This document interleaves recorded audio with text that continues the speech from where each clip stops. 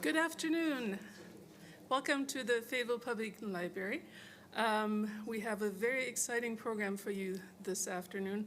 But before you get to hear Abby, you have to listen to me for about 2 minutes.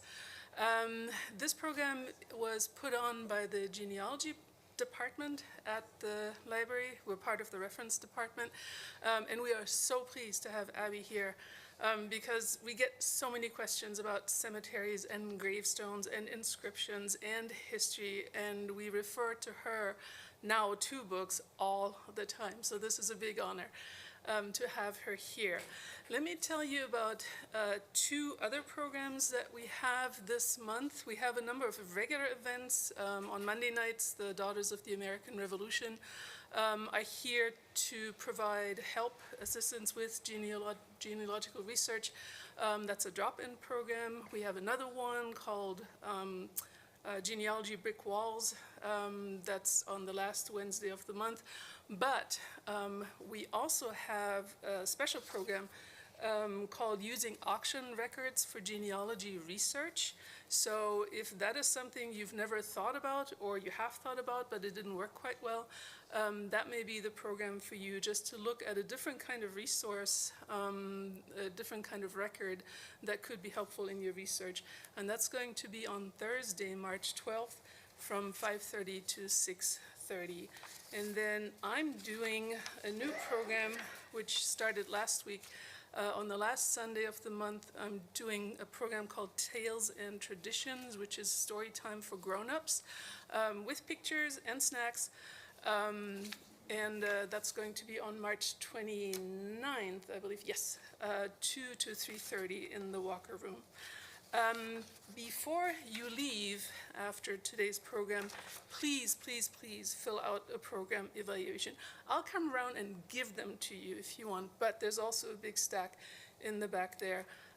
It's very helpful to us to know how you found out about a program, what you thought about a program, ideas for other programs. Like, there's a number of questions here. You don't have to answer all of them, but this is a really helpful instrument for us. So if you want one now, I'll come around and get you one. But there's a stack of them at the back there. All right. Also, after Abby's presentation, we will do a Q&A. And as you can tell, this is a big room. It has lots of microphones, but especially for those of you in the back, if you're asking a question without a microphone, it will not be picked up by our live stream. This is being live streamed and will be available on the YouTube channel. So if you could either come down to one of those 2 microphones or just raise your hand and I'll bring you one, that would be very helpful. Okay, Abby. Independent researcher. She makes it look and sound so glamorous. Independent researcher. Abby Burnett has long been interested in cemeteries and the stories they contain.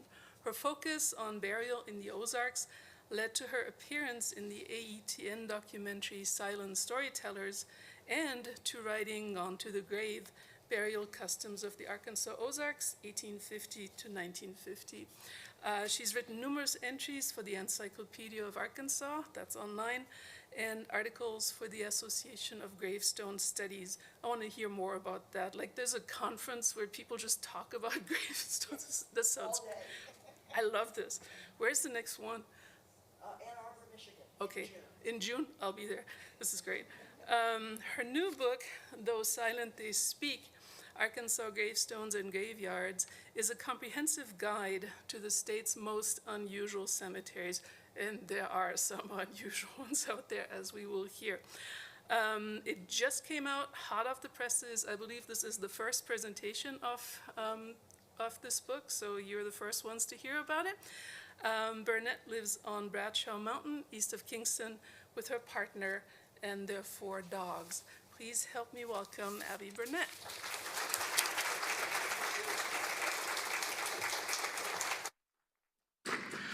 Can everybody hear me? Okay. Thank you all for coming out and letting me talk about my new book, which I'm very excited about because it is my absolute passion. Cemeteries are my happy place, and spending spending time at a cemetery, doing research on this book, which took a number of years and involved going to all 75 counties in Arkansas over and over again, was an absolute pleasure. The title of the book, let me see if this is gonna just, okay, the title of the book comes from The Woodsman of the World. If you've seen stone tree trunks in a graveyard, and you see that these are put on the graves of the members of the Woodsman of the World up until about the 1920s. The motto in the middle, which is in Latin, Dum Tacet Clamet, translates to those silent he speaks. And that means that the person's life can be summed up by a gravestone or by a big tree trunk, but also a gravestone can tell you a lot about somebody, even above and beyond just the name and date, such as, you know, the symbolism that's used, or the inscriptions or the poetry, the epitaphs on them. But getting back to the book, so that was where my book title came from. The torn away part under the angel's head is a picture that was taken in Cave Mountain Cemetery. And it was I was given 3 photos by Hal Mitzenmacher to use as possible book covers. Cave Mountain is a beautiful place. It's above the Buffalo River, and it's a lovely little cemetery. It has one stone that's got 2 death dates, when the man was shot and when he died. So that's my favorite thing in that cemetery. But when I gave these 3 pictures to the press, they went with this photo. And I can see why, because it's an Ozark cemetery, which is nice. If I'd had my way, they would have used this picture of Hal's, because these are little grave houses. And grave houses are a dying thing. They were found in the Ozarks. They were once very prevalent in Ozark cemeteries, but they are disappearing. In the time I've been researching them, at least 5 have been torn down or fallen down, and some of the most fragile ones I haven't been back to, but I'm sure are gone now. But these little grave houses, and this is what they look like from the front. These were built by the Agee family for an unnamed infant on the left, and Guthrie Agee, a 2.5-year-old boy, on the right. And I have a proprietary sense about these houses. I discovered them about 25 years ago, and at that time, I was able to get in touch with Frank Agee, the family patriarch, who told me the story. And in fact, he gave me a copy of the family photo of those houses when they were new. The man seated in the little chair was the maternal grandfather of the children, and he built these houses using very simple tools. And so I would have preferred that that was the book cover, but I can see why it wasn't, because these little houses are pretty much unknown outside the Ozarks. They have no function. They are not mausoleums. They don't contain coffins. They don't cover the entrance to a crypt.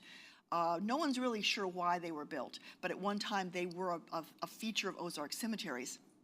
But we have other things in addition to houses. We have things like coffins. Coffin crypts or false cairns are throughout the Ozarks and rural cemeteries, often hexagonal, sometimes showing coffin hardware carved on the lids. They represent the coffin underground. There's no bodies in them. Sometimes they're rectangular, like caskets, but they simply are a memento mori, a reminder of death. This is when you walk into a cemetery and you see a whole row of coffins, including tiny ones for children, adult-sized ones, it's a reminder to get your affairs in order, to live accordingly. Other unusual things we have in the Ozarks, in rural cemeteries, we have comb graves, C-O-M-B. They look like little pup tents. They're also called tent graves. And again, there's no known purpose for them other than they are a grave covering. And they are also disappearing because over time gravity causes them to fall. And so a lot of these have disappeared. And then the last thing we have are necked discoids. These look like little people sitting up in their graves. And if you walk into a cemetery and you see a row of these from a distance, it's unearthly. But in fact, they really were never intended to look like people. The necked discoids have different shaped heads. Some are square, some are triangular or diamond shaped. I have seen ones that look like mushrooms or cross sections of mushrooms, lampshades, say rectangles, or even ones without shoulders that look like big light bulbs. Just an Ozark tradition, something that we have in rural cemeteries, and that I think are just wonderful to find. Now, the flip side of this is what do we find in city cemeteries? These are all taken in Mount Holly in Little Rock. And all of these were I'd say, were carved in Italy and were shipped to this country, and they were the work of master carvers. And they're beautiful, but you have to have money and you have to have access to professional carvers. So on the left, we have Mary Watkins being pulled out of her grave by an angel. Not a one-of-a-kind, but one-of-a-kind for Arkansas. I've found them other places, but that may actually be a portrait of Mary. She's in a winding sheet. She's in the posture of a laid-out body, and the angel is showing her where she's going. The marker in the middle was not vandalized and was not damaged by a falling tree. It was carved to look that way because it shows an illustrious life that was cut short by death. And the break in the column represents the break that death has imposed on this person's life. And the last one is a generic weeper, a mourner, and these are found all over Arkansas. There's one in Bentonville, for example. So this shows the family's loss and is a permanent weeping figure on a grave. All of these are things you need to have a lot of money and, again, access to Italian carvers. We also, in city cemeteries, find portraits.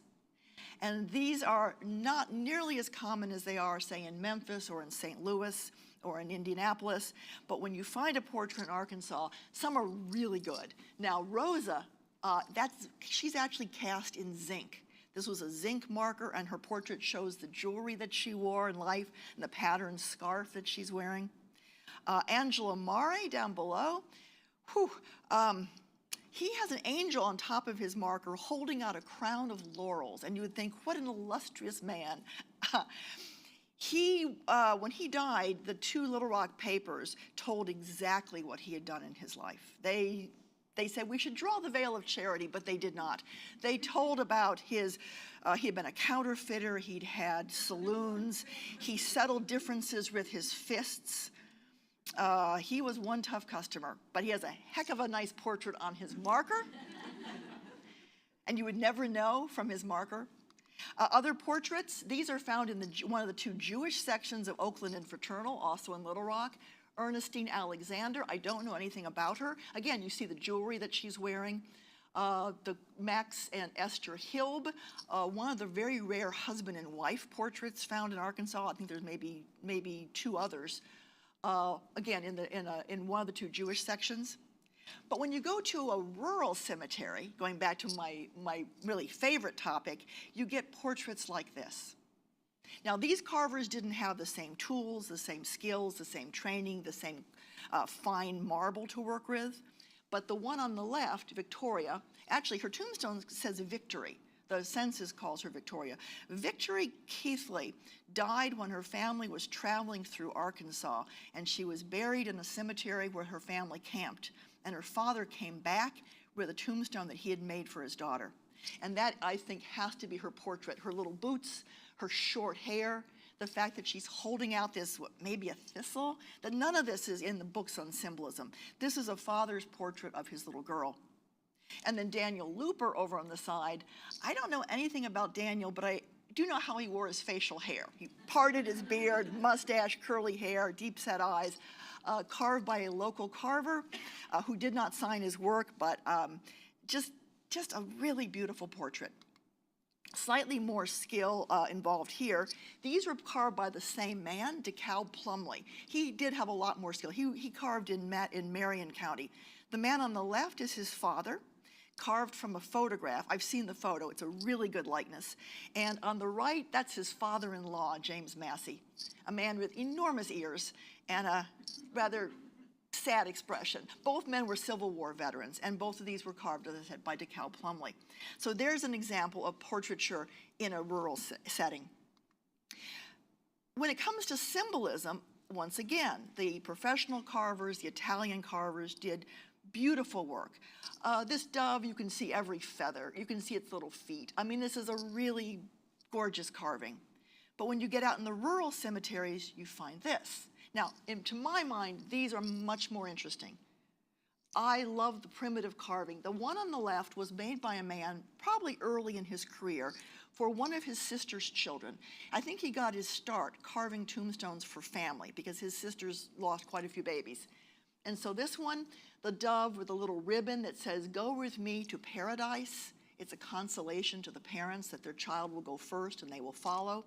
And then on the dove, I say dove, it actually could be a scissor tail. You know, it's got a forked tail as doves go. I think that carver was carving a bird that he had seen in nature, not carving a dove out of a pattern book. I don't know who did that one. But these are just, to my mind, really interesting work. When it comes to flowers, the professional carvers could do it all. And every one of those blossoms has got a meaning. Up at the top, the morning glories represent the brevity of life, because morning glories bloom so briefly. Down here at the bottom, you have lily of the valley. And I think that's for the valley of the shadow of death. But all of those blossoms, forget-me-nots, roses, lilies, all of those have got meaning if you have a book on funeral symbolism, or cemetery symbolism. But you get the rural carvers, and they are carving the flowers that they saw growing in nature, not something out of a pattern book. So for example, trillium grows in Arkansas in the spring. And that one on the right, the master gardeners took a look at that for me, and they say that's trout lily. And again, something that grows wild in Arkansas. So those local carvers, those rural carvers, are carving what they know. Now, the book that I wrote covers all these subjects. I'm a big fan of symbolism and the fraternal lodges and so forth. But I also do write about cemeteries. And there are over 8,000 cemeteries in Arkansas, and I can't possibly write about them all. I've only been to 1,500 of them. So but the Arkansas History Listserv gave me a lot of ideas, places to start. But one thing that I absolutely had to write about when it comes to unusual cemeteries was Rower. Rower Relocation Center is in Deshay County, outside of McGehee. And this was a place where during World War II, between September of 1942 to November of 1945, the government rounded up over 16,000 Japanese Americans and put them in camps, 16,000 in Arkansas. After World War II started, they rounded up Japanese Americans, and they established 10 camps around the country, and Arkansas had 2 of them. One is Rower and one is Jerome. There is nothing left of these camps. They were torn down, the barracks, everything about them was destroyed, except for the cemetery. That is all that's left. Of these 2 camps, Rower experienced 168 deaths over those 3 years, and Jerome had 76 deaths. And yet the cemetery has got only 24 headstones in it, plus these 2 enormous memorials, and then the granite is a more recent one. The reason for that is, and these are what the headstones look like. These were made by the inmates at these camps. And what they did was, because the Japanese residents were primarily Buddhist, when somebody died, the family member would be cremated, and they kept the ashes to take with them when they eventually left the camp. So the only people buried in the cemetery had no family, had no one to take possession of their body or their ashes. And camp residents made them matching headstones. Here's a close-up of one for an infant.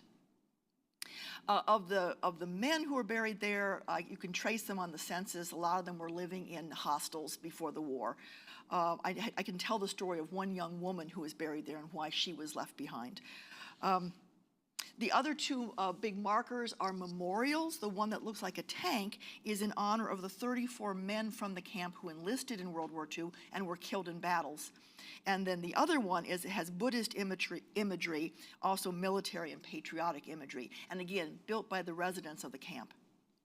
The whole cemetery was restored eventually. It was overgrown, and finally, through grants, was restored. So that's an example of a really unusual cemetery that we have in Arkansas that I knew I wanted to write about. So what I want to do now is I want to tell you 3 stories from the book. And it's very hard to choose 3 because they're all my babies, they're all my favorites. But I'm going to tell you one story about a cemetery, one about a symbol, and one about a stone. And my most complicated story is first, while you're all still fresh, because I have to boil this one way down. When I started working on this book, I knew I was going to have to answer the question, what is the oldest graveyard in Arkansas? And I already knew going in that there are 2 that claim to be the oldest, and they are not. I did discover that actually we have another claim to fame, and that is that the oldest known open-air cemetery in the New World is in Arkansas, and that is the Dalton culture. So this is Native American. They live between 8,500 and 1,000 BCE. And that this site, called the Sloan site, was excavated in 1974, where they found between 28 and 30 burials of human bones with stone tools. And there was no sign of a kind of a village or anything near it. So it meant the bodies would have been taken there for burial, making it a true cemetery, that bodies were taken there for burial. You can't go visit it, it's been covered over, but it was excavated by the Arkansas Archaeological Survey. So that would be the oldest, we have that claim. But then what is the oldest European cemetery in Arkansas? And I knew that that probably would be somewhere around where Arkansas Post was, because Arkansas Post would have been the earliest European settlement in what became Arkansas. But really our story starts with this man here. And I ended up going from a subject that I really dreaded getting involved in to loving it so much, I had trouble stopping the research. I love this subject so much, and in part thanks to Morris Arnold, who is the authority on colonial Arkansas, who I talked to him twice. We exchanged email, and he read what I wrote to make sure I was being accurate. So our story about the oldest cemetery starts with this man, and that's Pierre Laclede. He was born in France in 1729, and he came to New Orleans in 1755 when he was 26 years old. He was not the oldest son, so he couldn't inherit land. He didn't want to go into the clergy, so he had to make a living for himself, so he came to New Orleans, which is down there. And New Orleans was French-speaking, it was Catholic, it was a perfect place for a young man to seek his fortune. And he became a merchant, and he was very good at it. He was also very well educated. Now, while he's in New Orleans, he meets this woman. This is Marie Chateau. Same Chateau as Chateau, Oklahoma, because her descendants will go on to found Chateau, Oklahoma, or have it named for them. She was a married woman who had a son, but her husband had abandoned the two of them and gone back to France. And she and Pierre entered into a common law marriage that produced 4 more children, 3 daughters and Pierre Jr. Pierre, as I said, was very good at being a merchant, and one way he made a lot of money was because he had financial backers. He had a patron, and he got the exclusive right to be the fur buyer from the Native American tribes along the Mississippi River, or from the Osage tribe. And that's like making your own crypto, I guess, today. Having the right to be the only fur buyer meant he was a wealthy man.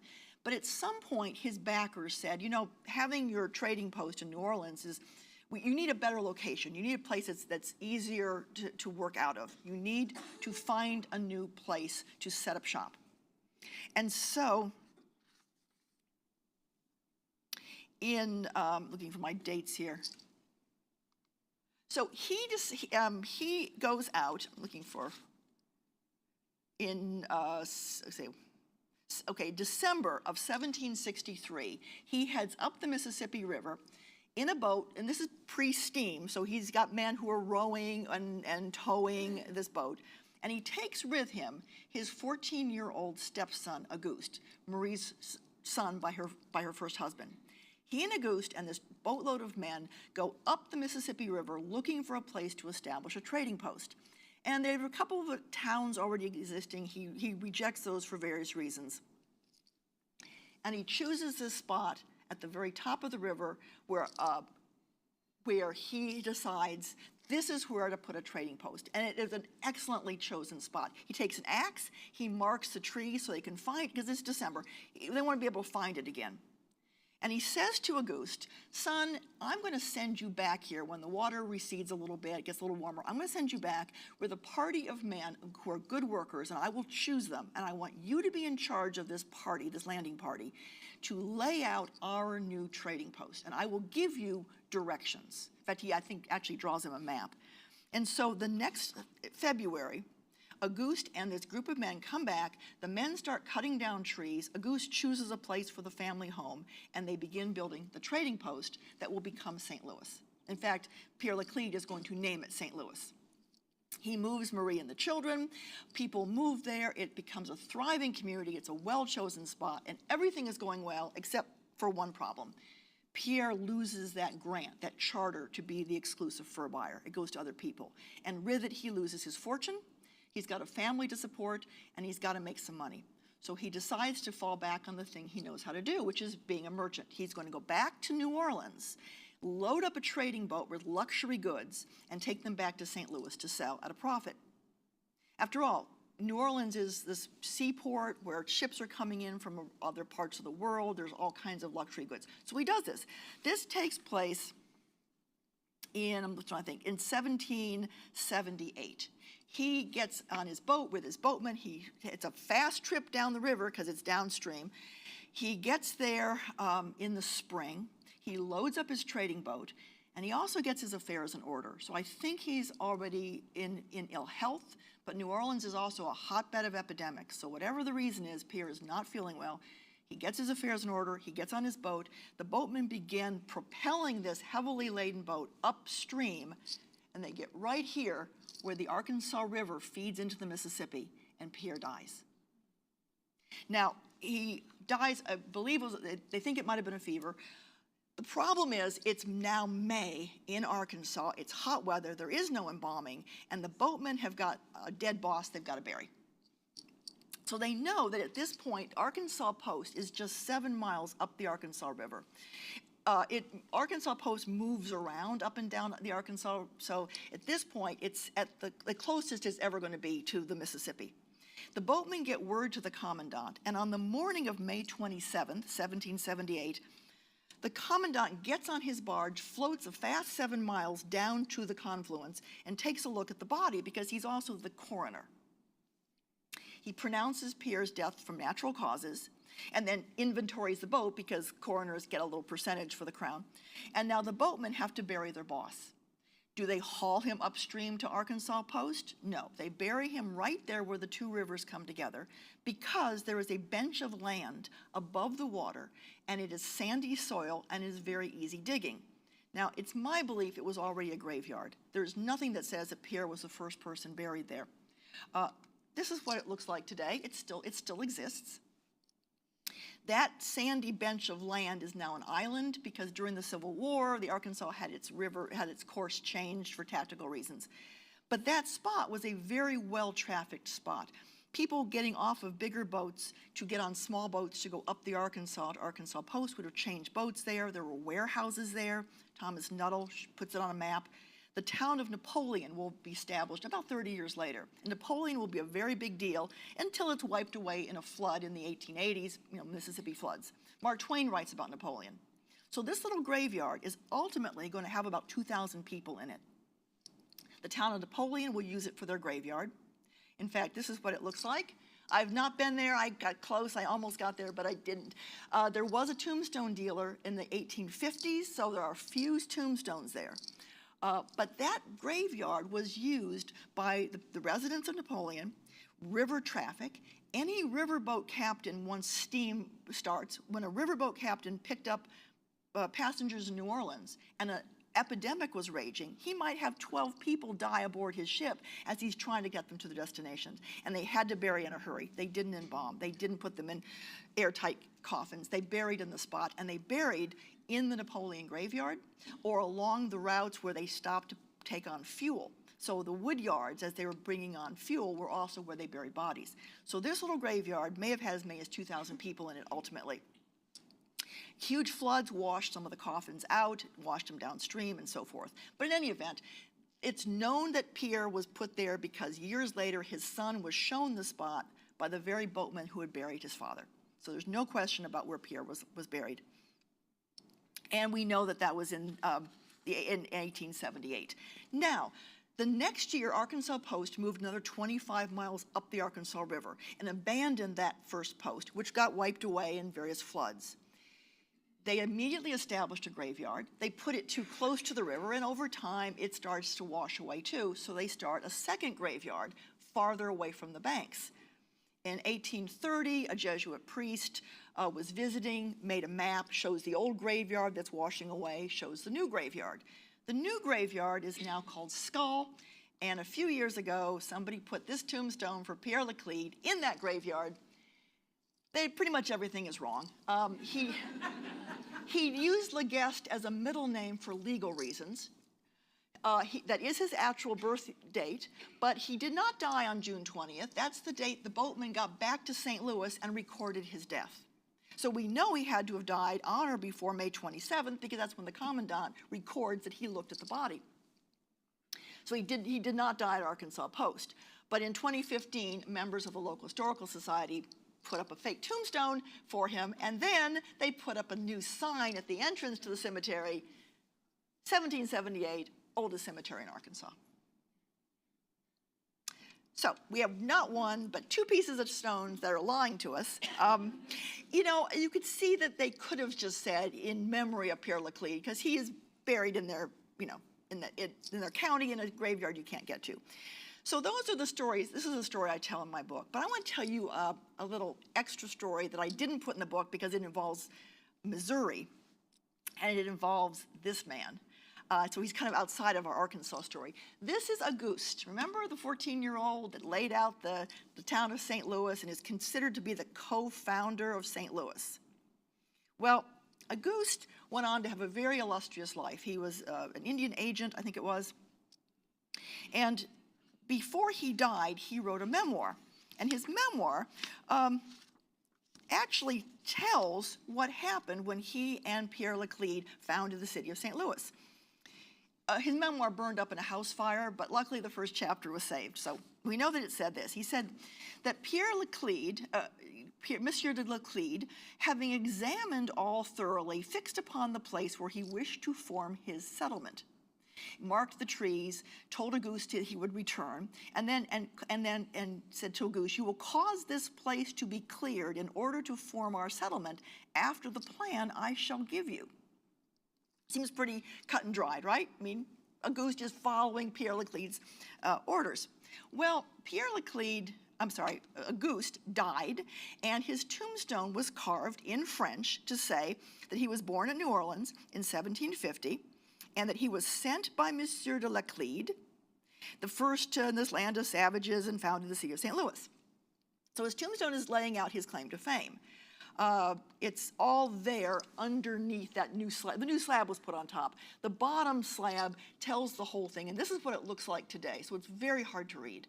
But it was transcribed, it was in the newspaper, and so we know what it said. Now, along comes this man.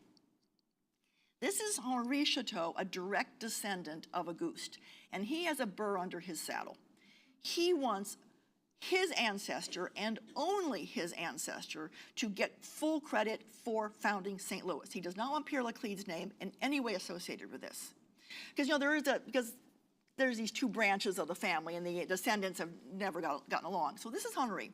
Henri starts out by trying to bribe the members of the Missouri Historical Society. He offers them money to say that only Auguste was the founder, and they refuse. He threatens to start his own historical society. He has an oil painting made showing Auguste laying out the city of St. Louis. And then finally, just to make sure he's cemented this, he hires a tombstone carver to go to the cemetery and carve away the words "sent by Monsieur Laclede." And then, because no one's going to believe a 14-year-old did this, he has his birth year changed to 1740 to make him 24 years old and not 14. Now, this was immediately discovered. The newspapers are filled with everybody upset about it and back and forth, and should they have the stone recarved, but it never was. Let me just show you. He's very enigmatic in that picture, but the newspapers loved putting his picture in the paper. This is what he looked like. And I just show you this because I'm just so mad at him for, again, this bogus tombstone. But he ran for public office. He died of high blood pressure. And when he died, his obituary said that he was a descendant of one of the founders of St. Louis. So even in death, he did not get what he wanted.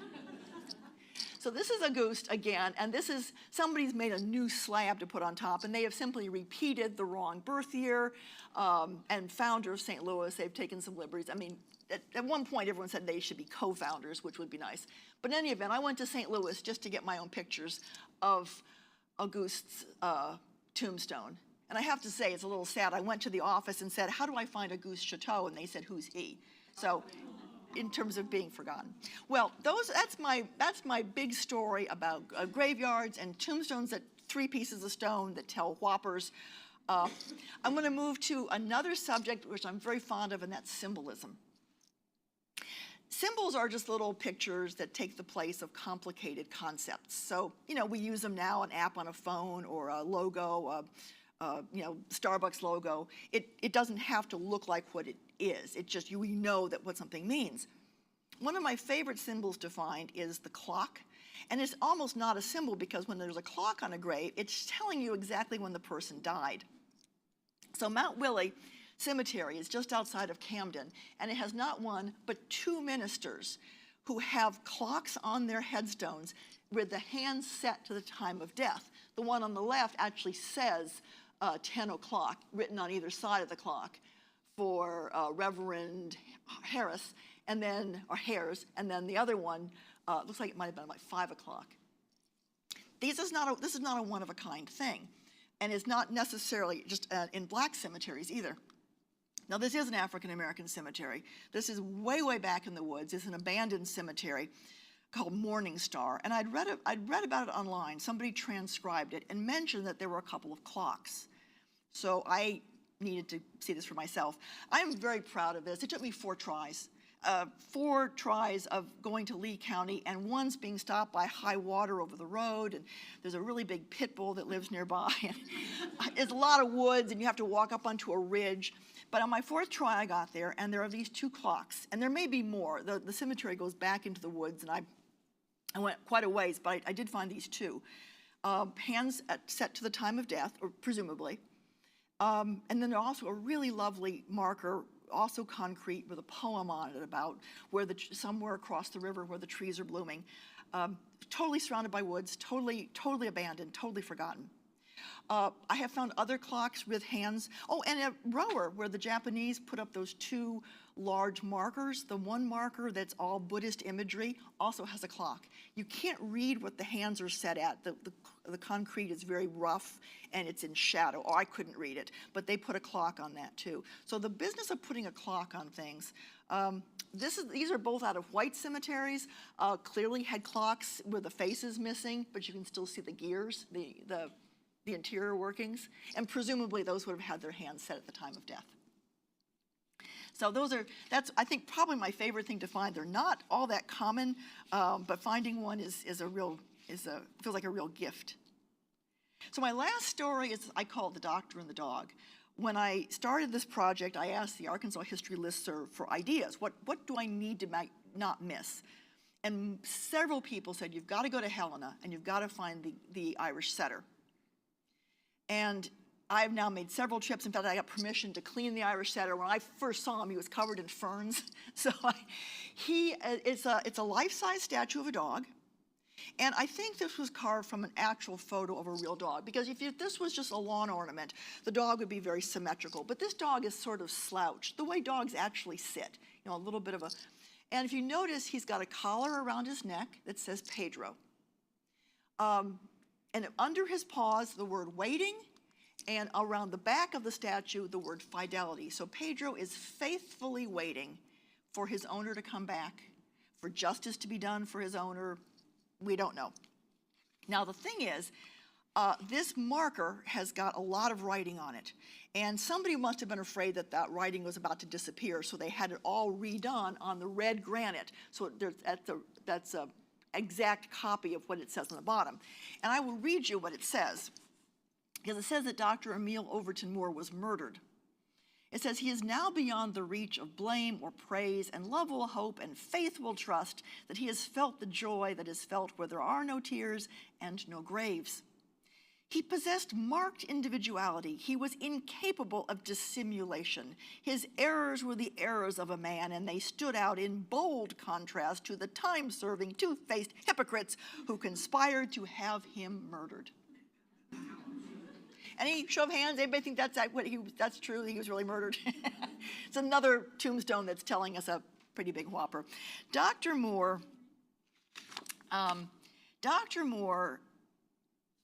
it was said in one of the newspapers I found, said that he had gotten into a number of scrapes in his lifetime.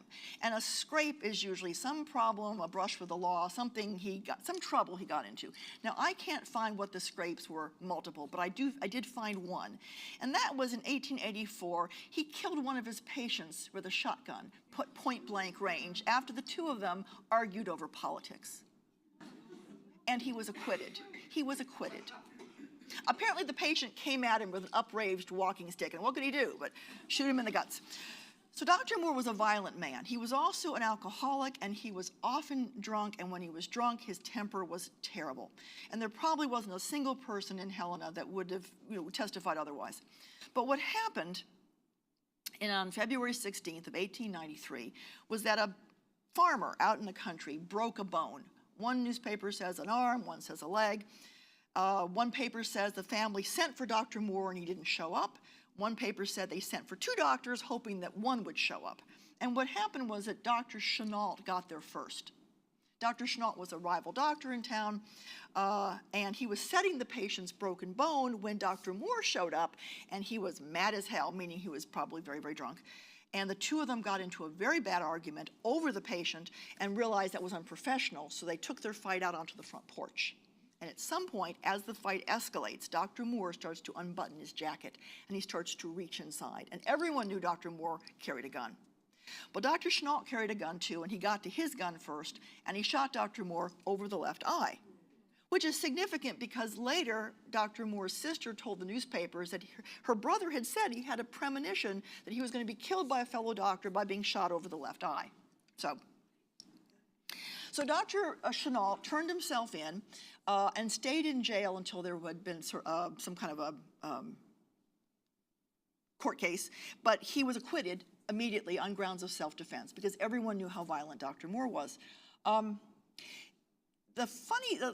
that's all one story, and I do think Dr. Moore's parents paid for that marker. They are buried right next to him under a huge obelisk, and it was a Memphis company that signed their work. And they were very, very wealthy. So I think that's where this came from, because when Dr. Moore died, he left a life insurance policy in the amount of $5,000. And originally, his beneficiaries were his children, John, 11, and Catherine, 4. But come to find out, he had removed them as beneficiaries, and he had written the policy over to Minnie Robertson, his fiancée, which was news, I think, to his wife, because they were estranged. But Minnie Robertson claimed that this was an early wedding gift from the doctor. And she went to court. The life insurance company tried very hard not to pay her because they said he brought his own death on himself by fighting. But eventually, and it took her 3 court cases, she had to go to Little Rock, then to St. Louis, and then again to St. Louis. But eventually they paid out, and $5,900 by the time it was all said and done would be about $250,000 in today's money. So I don't think she paid for his tombstone. I think his parents were kind of insisting on their son's innocence with that inscription. And one last little thing, and this has no connection to Dr. Moore, but if you go just downhill in the Helena Cemetery to another family's plot, there is this brick.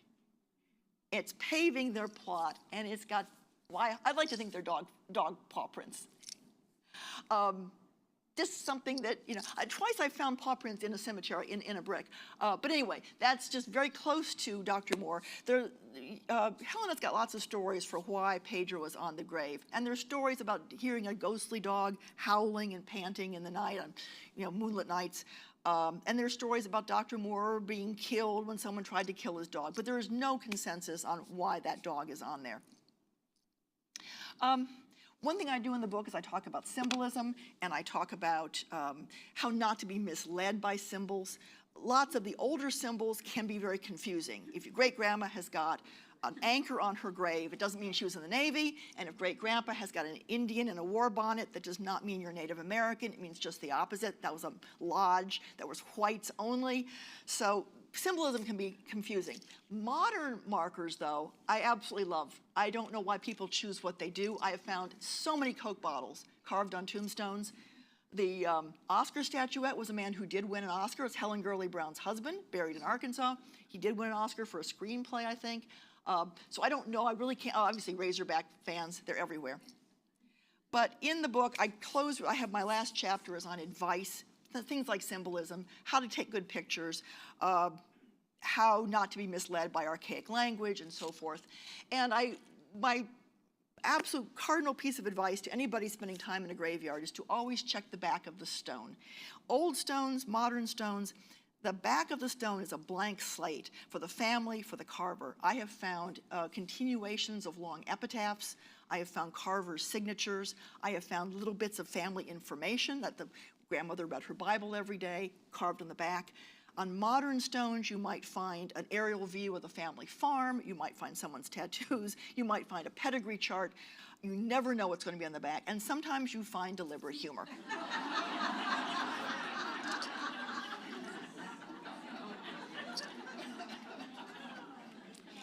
Lots of people do find the epitaph, "I told you I was sick," and they think that that's a one of a kind. I've found it a dozen times in Arkansas, and members of gravestone studies have all found I told you I was sick in the states where they live too. But it's still fun to find. I do love finding I have found deliberate humor. I have found jokes. I have found a blonde joke, and twice I have found the epitaph. I've made many deals in my lifetime, but I sure went in the hole on this one. So this is my email. If you are doing cemetery anything and you find an epitaph, you find a symbol, you find something that you can't explain, you want some help deciphering, just send me a picture. I live for this. I don't charge for this. I cannot tell you how happy it makes me to help somebody figure out something on a stone, especially when it comes to, say, fraternal lodge symbols or epitaphs. If I can get one or two words, a lot of them do repeat. I can help you. And a lot of times, even a very flowery epitaph might contain personal information that the family has embedded. So I really do love helping people make sense of their markers. That's everything for my presentation, but I think we're going to take questions, and I'm told to remind people to use microphones. Thank you.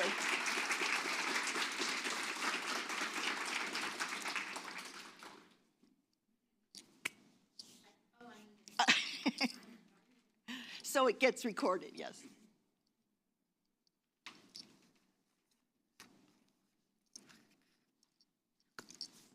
Thank you for your work. My friend Rhonda and I were recently in Taneytown, and my understanding is in most cemeteries that bodies are buried, facing the east, et cetera. But in Taneytown, they're buried north-south. Do you have any information on that? I don't think Catholic cemeteries observe the east-west to the same extent that Protestant cemeteries do. And I think and Jewish cemeteries do not. It's a matter of using the available land. So, and modern cemeteries also seem to be getting away from that somewhat, where you have driveways and things are kind of winding, people will buy plots. I don't know, you're right, Taneytown does not observe the east-west strictly. I think some of the graves are. I don't know if it's because it's Catholic or because of space, but you're right. That there is also one over near Green Forest where every grave is north-south, and no one knows. There's one family, it's a family graveyard, and there are huge cairns, like 7-foot-long rock cairns on the graves, and they face north-south, completely opposite. So I wish I knew of it specifically, but I do think the Catholic cemeteries do not observe that as often as Protestant ones. Thank you. Sure.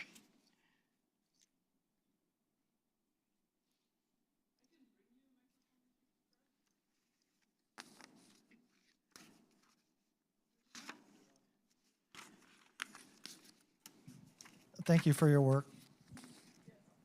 I was touring a cemetery in Jefferson Barracks in St. Louis, and the Confederate stones had points on them, and I heard two different stories about that. One is that it was pointing to heaven. The other one is that the Yankees couldn't sit on it. Ding, ding, ding, ding. I have heard so no Yankee would sit on it. I've heard that more than once. Those are military issue stones. I don't know. I'm not a military historian. Does anybody here have an answer to why some of them are pointed?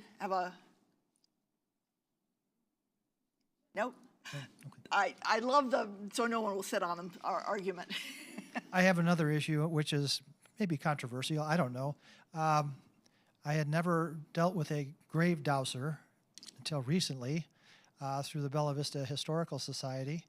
And a couple of the cemeteries that we take care of was brought in and actually found graves that weren't marked.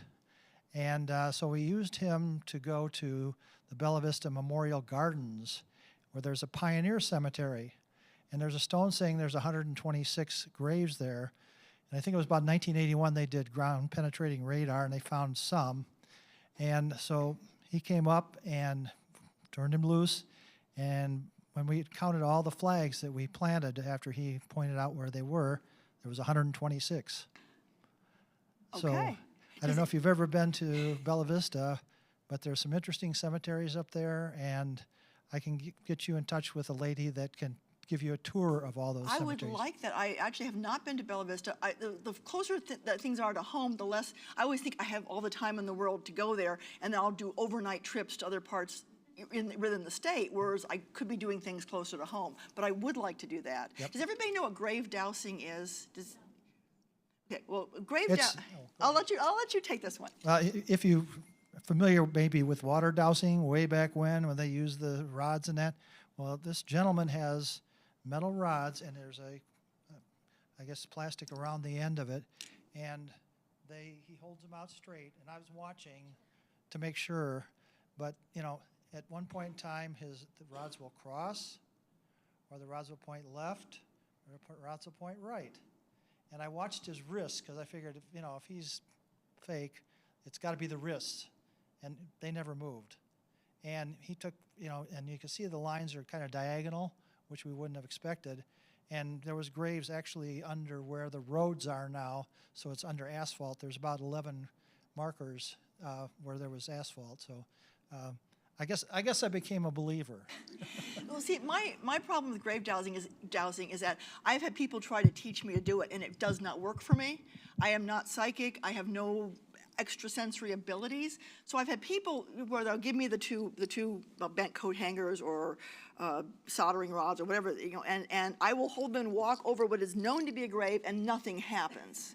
And people have said, "Oh, we can pass the ability to you." No, they can't. So I am a huge skeptic when it comes to that because it won't work for me. But that said, I was out in the middle of the woods in the summer one time looking for a cemetery with a county historian.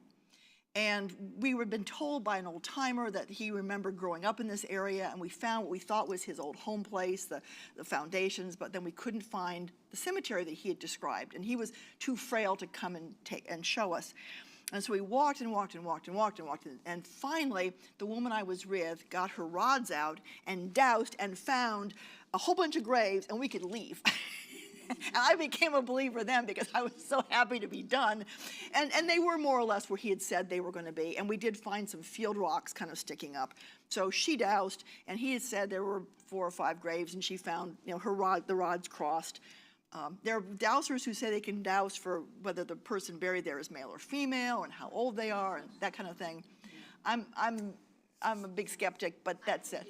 You can do it. See, people who can do it, and I admire that, but it will not work for me. So. And I can tell male or female.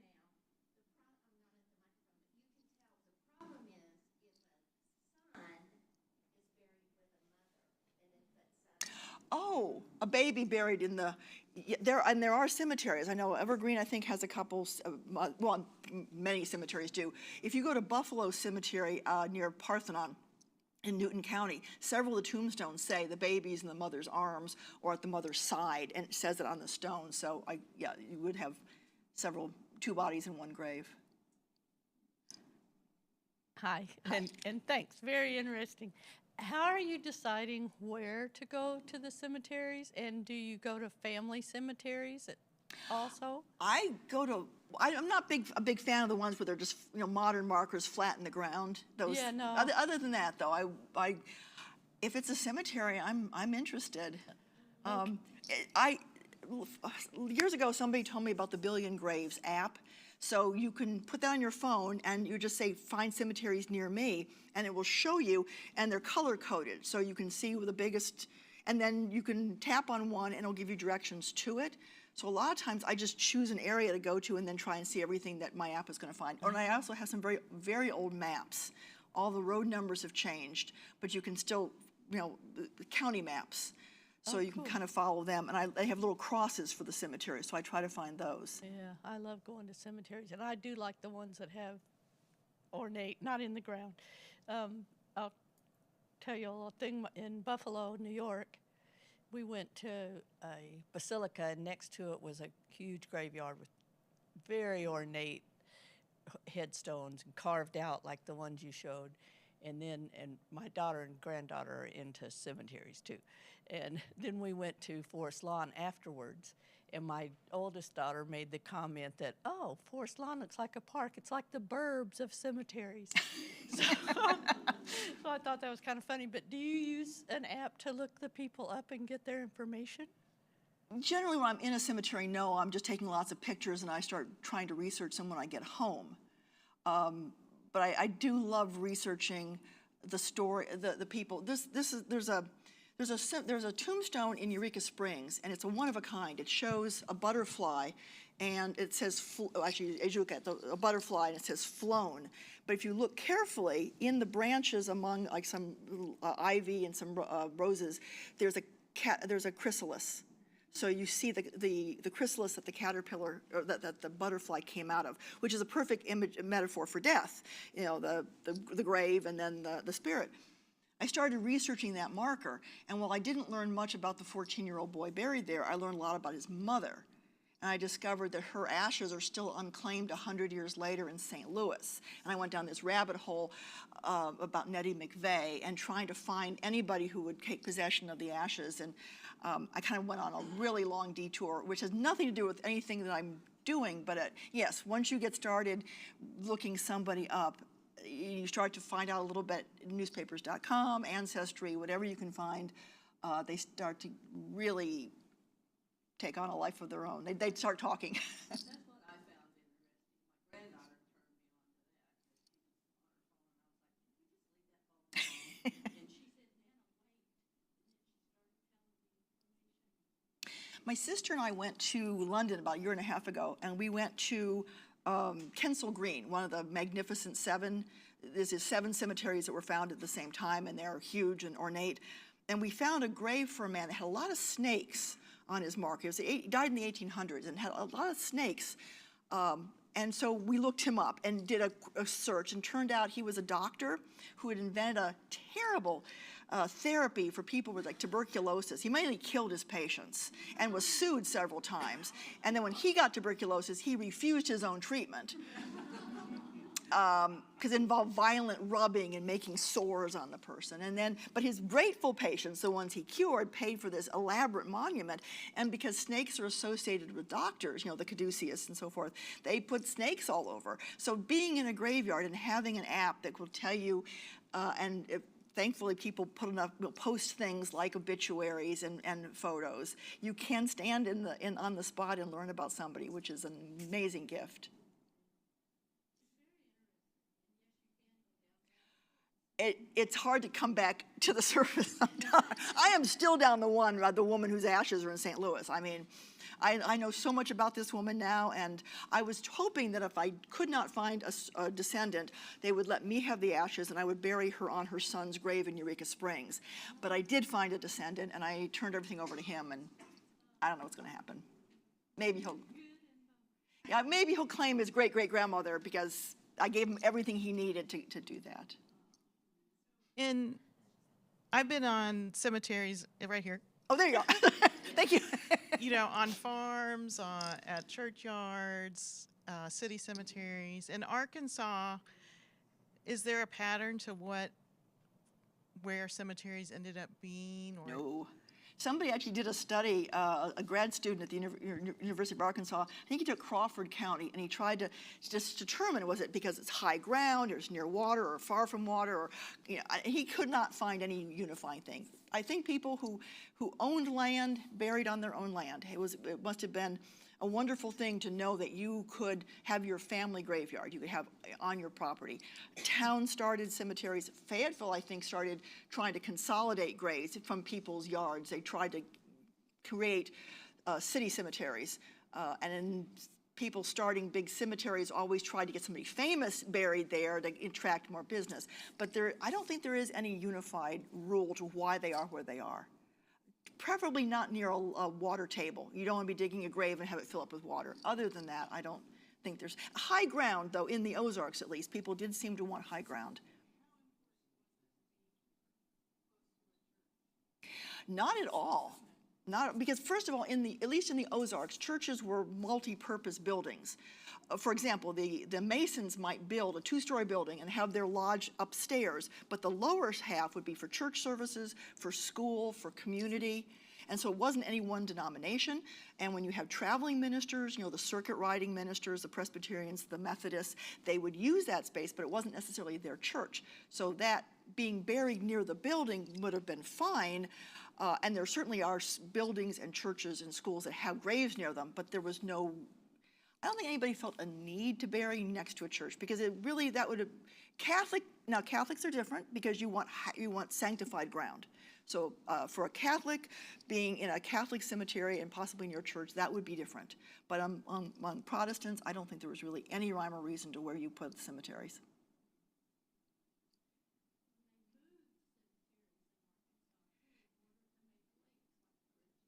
They did, and what was odd in that one, I think, was Greer's Ferry. They moved everyone but the black cemetery. They did not do that one, but they were trying to find a family. They're trying to find people that would help with it or give them information. But one of the stories I have in my book is on Jesse Tabor's foot. That his leg was amputated, and when the Army Corps of Engineers consolidated 3 cemeteries, they moved Jesse's leg, and it didn't have a tombstone, so they just put a sign at the entrance with all the known burials, and his is the first one there. So, I have a thing for body parts. I have a whole section in the book. A list of body parts that have their own tombstones. So, Joe's leg, Sam's arm, that kind of thing. Any other questions or comments? Suggestions for cemeteries I should visit?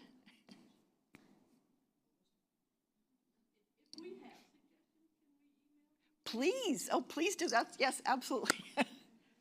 I'm always looking for more cemeteries to visit, even with the book finished, and I really do hope I'll come across more stories. I don't know if there's going to be a book 2, but I mean, I definitely want to go on exploring cemeteries. That hasn't stopped with the book's publication. So.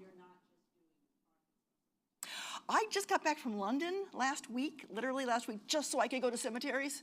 I went to Nebraska and Iowa last fall just to see some there's a marble roll-top desk, life-size, in Nebraska, and I went to see it. I go outside of Arkansas. And then Gravestone Studies meets in a different location. They have their conference every year, and this year's going to be Michigan, so I'm going to be going to that one. And they do cemetery tours, so absolutely. The Association for Gravestone Studies, they're based in Massachusetts, but they cover the entire country. They do a quarterly, they have a scholarly journal, and they do a conference once a year in June.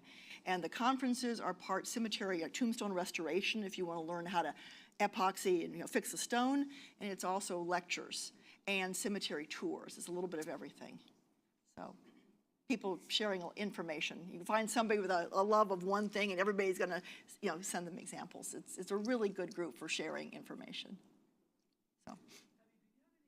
So. Cemetery tours planned around here?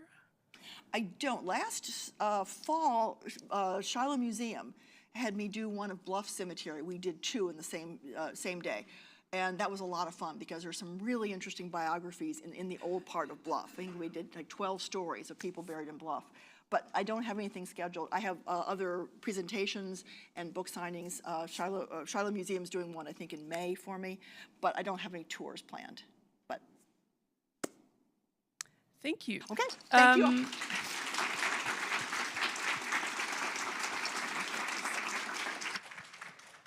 Pearl's Books is here with copies of both titles. And Abby, you will sign books? Thank you. We've got a chair for you back there. And please remember to fill out the evaluation forms. I have some over here and some are at the back of the room. Thank you so much for coming. If you want to know more about graves, grave dowsing, all those things, come up to the genealogy collection. Thank you. Have a good afternoon.